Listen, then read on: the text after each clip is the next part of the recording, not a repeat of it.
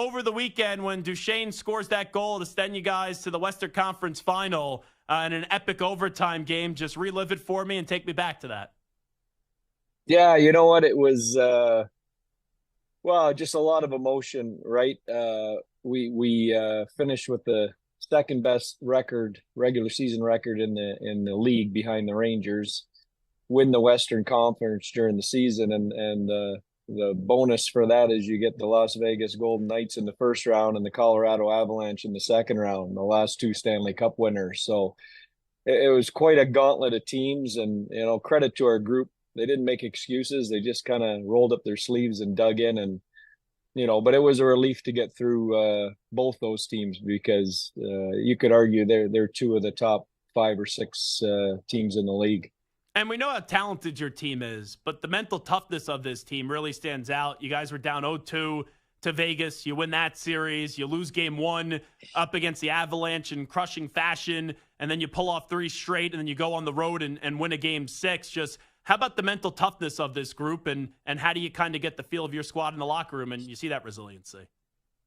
Yeah, you know what? It's a great question, and not to pump our guys' tires anymore than you already are, but Colorado had the best home record in the league, and we won 3 games in Colorado in that series, including the eventual elimination game. So just big character test, gutty efforts by our group, no excuses. And you know what? When I look back, now I'm not surprised. We've been playing really good hockey for a while now. Obviously, the trade deadline, picking up Chris Tanev kind of solidified our defense. But even prior to that, we were playing the right way. Going back to the first round, you've been around in a bunch of spots and used to coach the Vegas Golden Knights. And we know what happened last year when you guys lost to them in the conference final.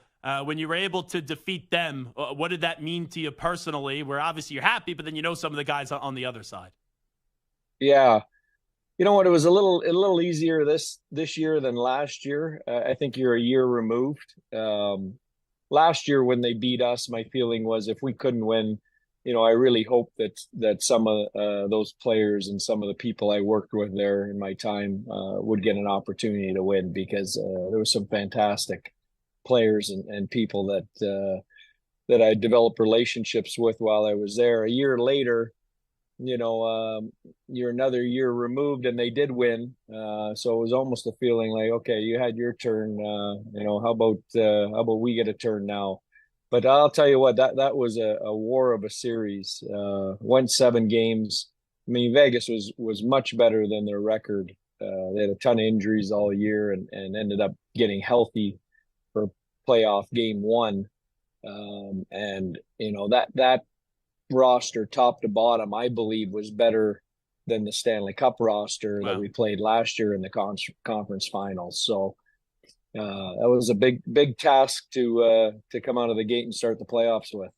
Coach, how do you handle the emotions of these games? Because we were talking about it, Peter DeBoer, before you got on, especially these overtime games. If you have a dog in the fight, you have like 10,000 heart attacks in these games. And if you don't have a dog in the fight, they're just equally as stressful. You've been in 4 of the last 5 conference finals. How the heck do you just stand upright still after all this craziness?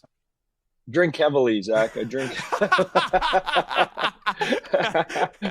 No, I think what happens with experience, you learn to roll with it better. I think as a young coach, my first playoff run was with the New Jersey Devils, right up the road from you there, and we went to the Stanley Cup Finals and lost in 6 to LA. And then I had another few runs in San Jose in my next stop, one to a final, and then a couple conference finals. So I think every time you go on a deep run, I think you learn to manage the emotions of it a little bit better. Yeah, sources say I can't confirm or deny this story. I may have been underage, but I think you made me drink heavily when your Devils beat my Rangers with that Adam Henrique. Oh, it still drives me nuts to this day. I was going to bring that up when you asked me about the Matt Duchesne goal. What it reminded me of, Adam Henrique knocking the Rangers out at the Prudential Center that night, which was, still one of the highlights of my career. I tell people all the time, unless you're living and coaching and working in the New York, New Jersey area, that rivalry is crazy. I mean, I lived in Madison, New Jersey, and the town was absolutely split between Devils and Rangers fans. And, I think that can be said for every town in New Jersey and New York.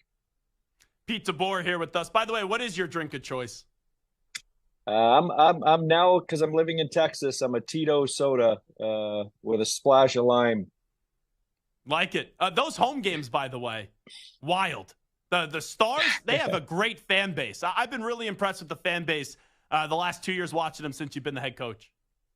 Yeah, they really have. And, and I worked in Vegas for 3 years, which is probably the craziest hockey environment in the league. But I'll tell you what. The pregame ritual in Vegas. I went to Knights Oilers this year during the Super Bowl week when we were out there. I could have left before they even dropped the puck on the ice. It was wild.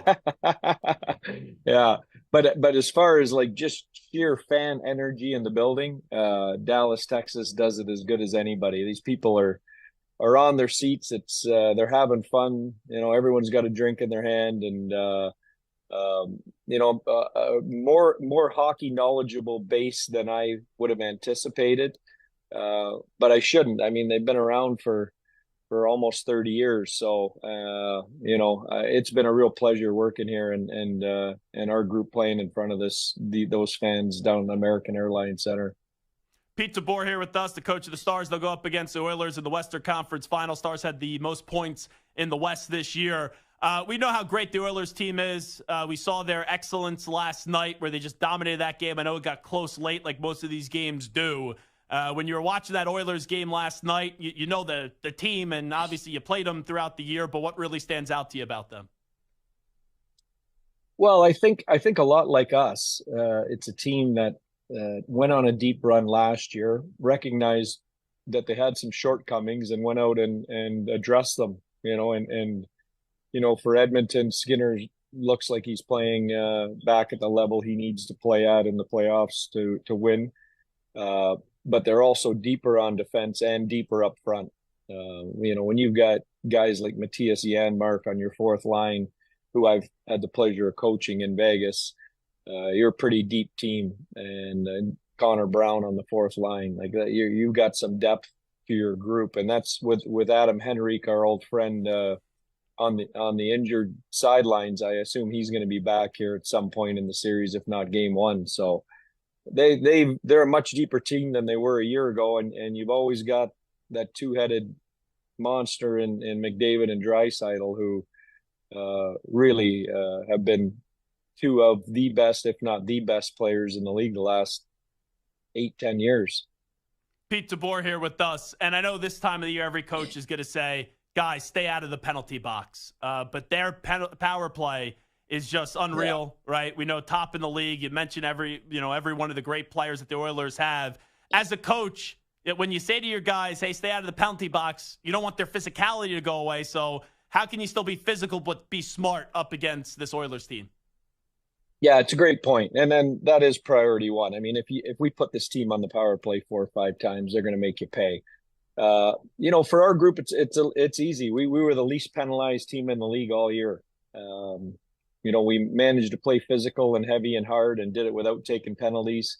I believe we're the least penalized team still left in the playoffs. So, it's not like we have to rewire our group in order to do that. It should just be business as usual. Wrap it up with Peter DeBoer. Talk to me about your goaltender, Ottinger. Every night he's just been sensational for you guys, it feels like. He has. And you know what? Like a lot of great starting goalies, he's also a leader in the dressing room, but it hasn't come easy this year for him. We lost to Vegas in the conference finals last year. He was playing injured. He had surgery immediately following the season, missed his whole summer, came back this year in September, had a good start, then got injured again, was basically out until Christmas. And then, really struggled finding his footing the second half until just before the playoffs. And he's been on an absolute roll. I think a lot of it just healthy and feeling good about himself again. And we were playing pretty well in front of him too, but he's always there with a big stop. And his numbers when the game's on the line, third periods, overtimes are off the charts. So that's the kind of goaltending you need. You never know how youngsters are going to respond this time of the year. We know the first season Wyatt Johnson had, but for him to be 21 and the jump that he made year 1 to year 2, I know it's not unexpected, but man, what a special player you're coaching right now. Special player. He's hard to describe because he's just unflappable. Most young players come in and have highs and lows, and you have to take sometimes 2 steps back to take a step forward. This kid's, we plopped him in the lineup as a 19-year-old last year, and he's just gotten better and better, and he's adding more layers to his game. Last year he didn't kill penalties. Now he's killing penalties. Last year he was playing about 15 minutes a night. This year I've got him up to 20 in the playoffs, and I think leading our forwards in ice time.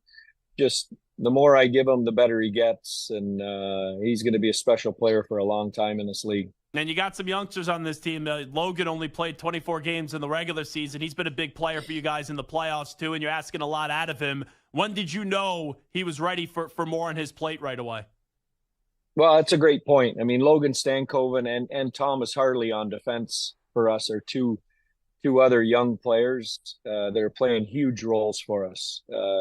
With Stankoven, he led the American League in scoring before we called him up. I think he probably could have come up earlier than he did. We knew he was going to be an effective NHL player. We had injury. We didn't have any injuries, and the cap was a factor. So I think the extra time helped him, and he got up for me the perfect amount of games. It wasn't 5 or 10 where he still wasn't comfortable. It was 24, and he feels comfortable, and he's adding something to us every night. And one of the biggest stories of young players in the league is Thomas Harley, a young defenseman for us who led our defense scoring in goals this year. I think he had 15.